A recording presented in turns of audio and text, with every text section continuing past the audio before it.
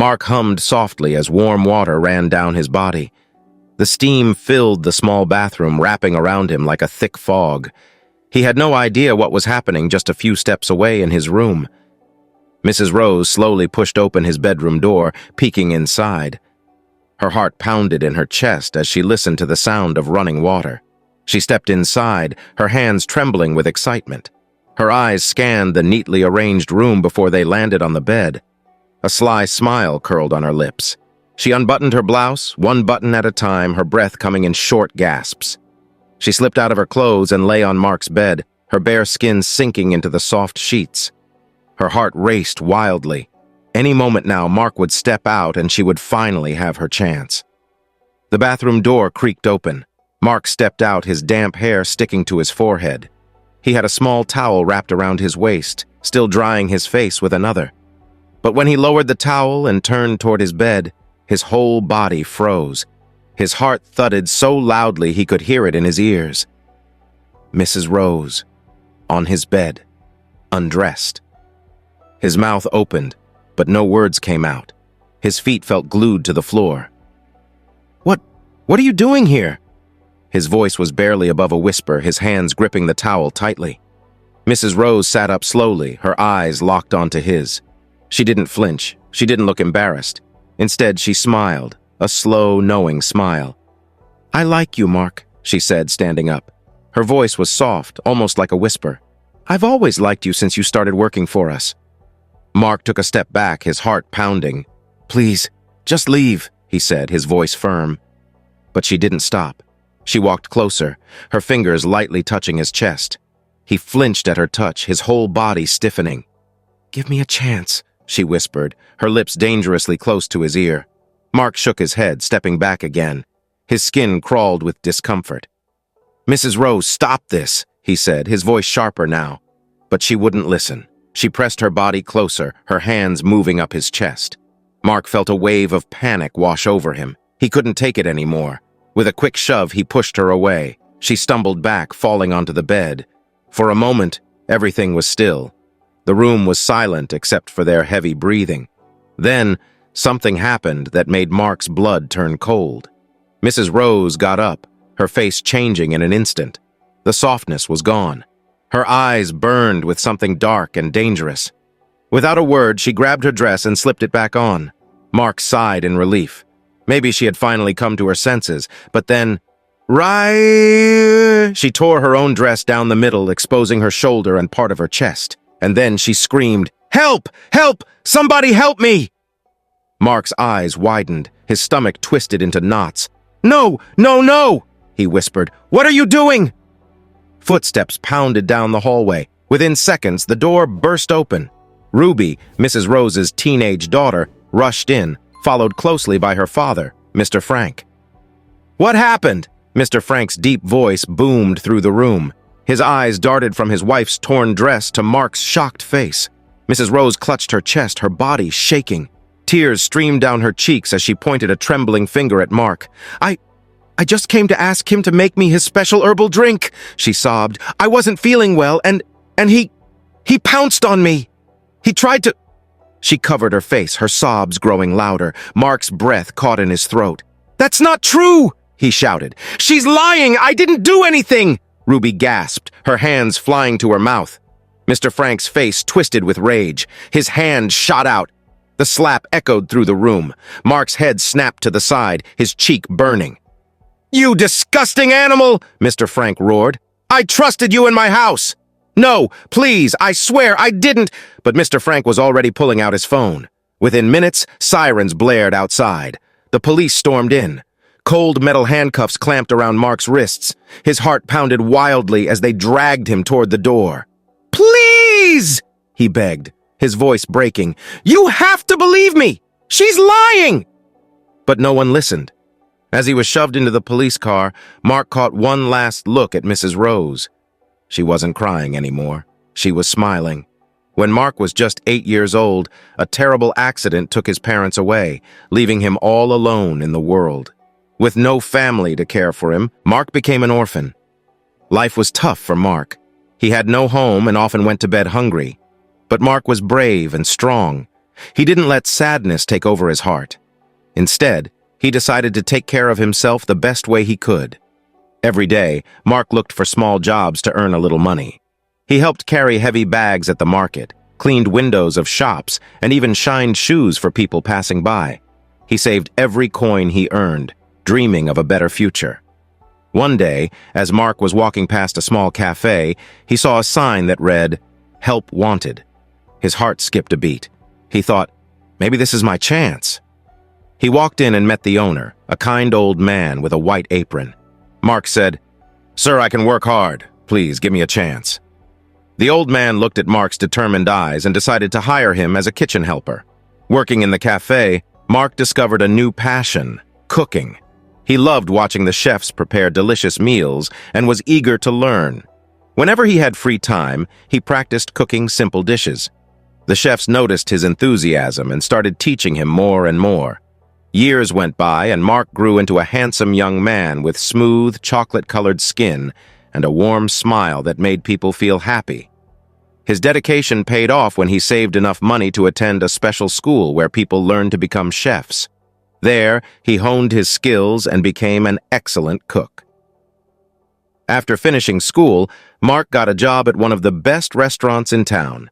People loved the food he made, and many came just to taste his dishes. Among these customers was Mr. Frank, a wealthy man who dined at the restaurant often.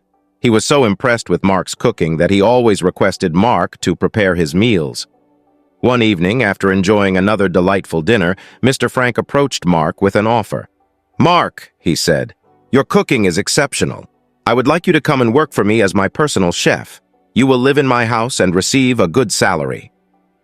Mark was surprised and honored. He thought about it and decided to accept the offer, seeing it as a new adventure in his life. Moving into Mr. Frank's grand house, Mark felt a mix of excitement and nervousness. The house was enormous, with many rooms and beautiful gardens. He was given his own cozy room and a spacious kitchen to work in. Mark quickly settled into his new role, preparing delicious meals for Mr. Frank and his family. However, after just 2 weeks, something unexpected happened. Mrs. Rose, Mr. Frank's wife, began to pay extra attention to Mark. She would find reasons to be in the kitchen when he was cooking, watching him closely and smiling warmly. One day, as Mark was chopping vegetables, Mrs. Rose approached him and said softly, "Mark, I enjoy our time together. Would you like to spend more time with me?" Mark was taken aback. He respected Mr. Frank and knew that getting too close to Mrs. Rose was not right. He replied politely, "Mrs. Rose, I am here to do my job as a chef. I think it's best we keep things professional." Despite his clear response, Mrs. Rose continued to seek his attention. She complimented his looks, saying, "Mark, you are such a handsome young man. Many women must admire you." Mark felt uncomfortable but remained respectful, always finding ways to steer the conversation back to his cooking duties. Days turned into weeks, and Mrs. Rose's behavior became bolder. One afternoon, while Mr. Frank was away on a business trip, Mrs. Rose entered the kitchen wearing a beautiful dress and a sweet perfume that filled the room. She walked up to Mark and placed her hand gently on his arm. "Mark," she whispered, "I have feelings for you. Let's be together." Mark stepped back, his heart pounding. He knew this was a dangerous situation. Taking a deep breath, he said firmly, "Mrs. Rose, I cannot do this. I respect you and Mr. Frank. Please, let's not cross this line." Mrs. Rose's face changed from soft to stern. She looked at Mark with narrowed eyes and said, "If you refuse me, you will regret it."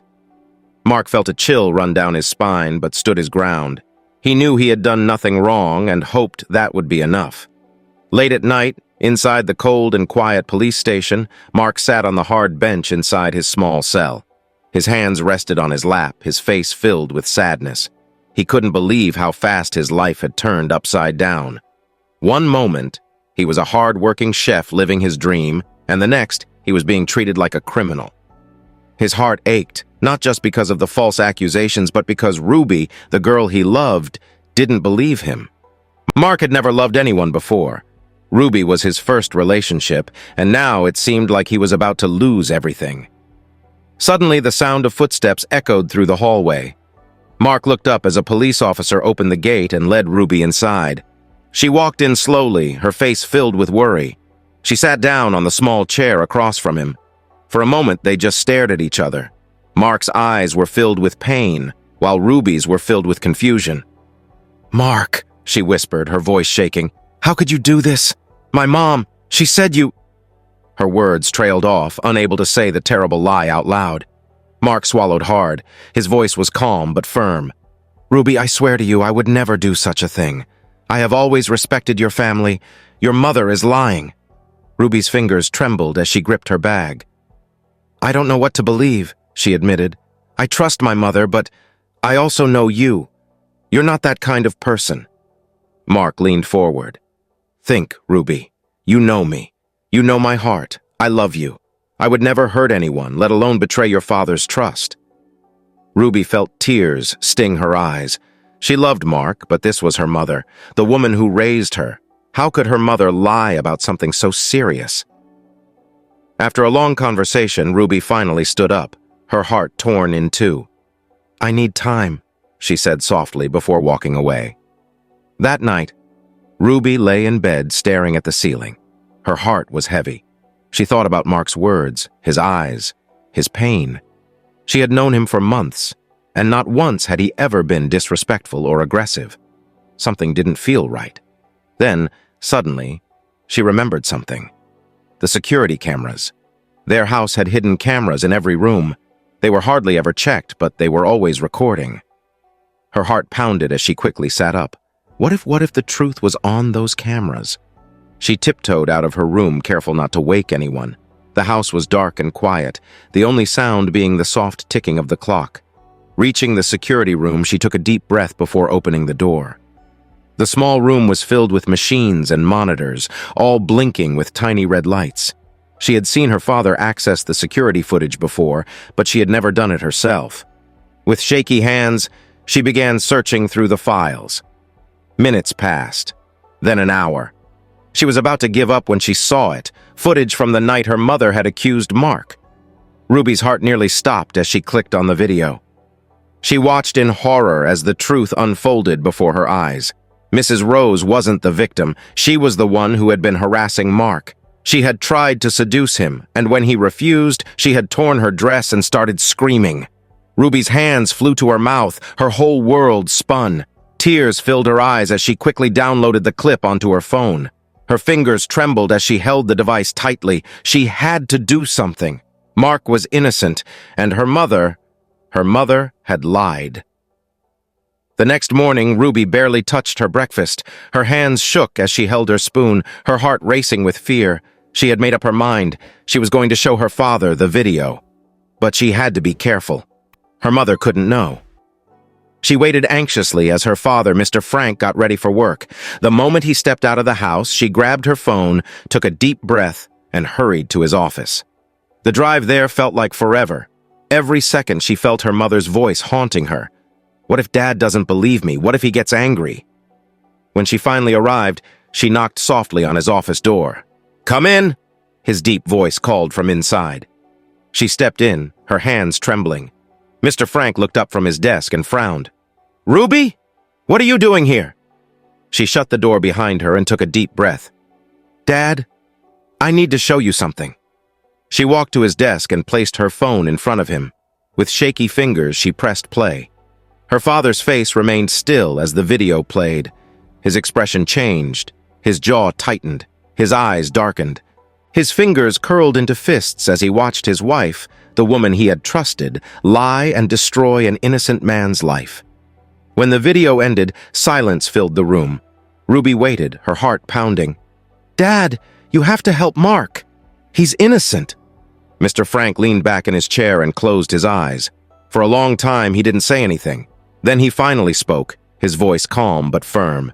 "Delete the video." Ruby's eyes widened in shock. "What?" "I will handle everything," he said, his voice cold. "But this video must not get out. Our family name must not be destroyed." Ruby felt like the floor had disappeared beneath her. "Dad, are you serious? Mark is in jail because of Mom. We have proof. We can save him." Mr. Frank shook his head. "I said delete it." Tears filled Ruby's eyes as she stared at her father. She couldn't believe it. He wasn't going to do anything. He was choosing his reputation over the truth. That night, when Mr. Frank got home, he went straight to his wife. Mrs. Rose sat in their bedroom pretending as if nothing had happened. Mr. Frank walked in and shut the door behind him. "Rose," he said quietly, "I know what you did." Mrs. Rose froze. Slowly, she turned to look at him. "I saw the video." Her face went pale. "Frank, Before she could say another word, she broke down in tears. She fell to her knees, clutching his hands. "I'm sorry. Please forgive me. I felt so alone. You never had time for me. It was always work, work, work. I didn't want to sleep with a stranger. I made a mistake, but I swear I won't do it again." Mr. Frank stared at her, his face blank. "You lied. You almost destroyed an innocent man's life. And now the whole world will know what kind of woman you are." Mrs. Rose shook her head violently. "No, please, Frank. Don't let this ruin our family. We can still fix this. No one has." Mr. Frank sighed heavily, rubbing his temples as he looked at his wife. Mrs. Rose sat on the edge of the bed, her eyes swollen from crying. "I will forgive you," he said slowly, his voice cold. "But we must stick to the story. No one must know the truth. If this gets out, our family name will be ruined." Mrs. Rose sniffled and nodded quickly. "I understand. Thank you, Frank. I swear I won't make such a mistake again." But deep inside, Mr. Frank felt disgusted. He had always prided himself on being an honest and respected man. But now he was part of a lie, one that could destroy an innocent man's life. Mark's trial began, and things looked bad for him. The evidence was weak, and Mrs. Rose had played her role well. She sat in the courtroom, fake tears rolling down her cheeks, while Mark stood in chains, looking hopeless. The judge was ready to give the verdict. Just then, Ruby stood up. Her heart was pounding, her palms sweaty. She took a deep breath and stepped forward. "Your Honor," she said, her voice shaking, "I have evidence." Gasps filled the courtroom as she held up her phone. The judge allowed her to play the video, and the whole room went silent as the truth unfolded before their eyes. Mrs. Rose's fake tears vanished instantly. Mr. Frank closed his eyes in shame. The judge turned to Mrs. Rose. "You are under arrest for false accusation and perjury." Mrs. Rose screamed and begged, but it was too late.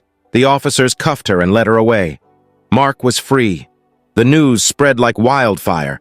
Some people blamed Mrs. Rose, while others criticized Ruby for exposing her mother.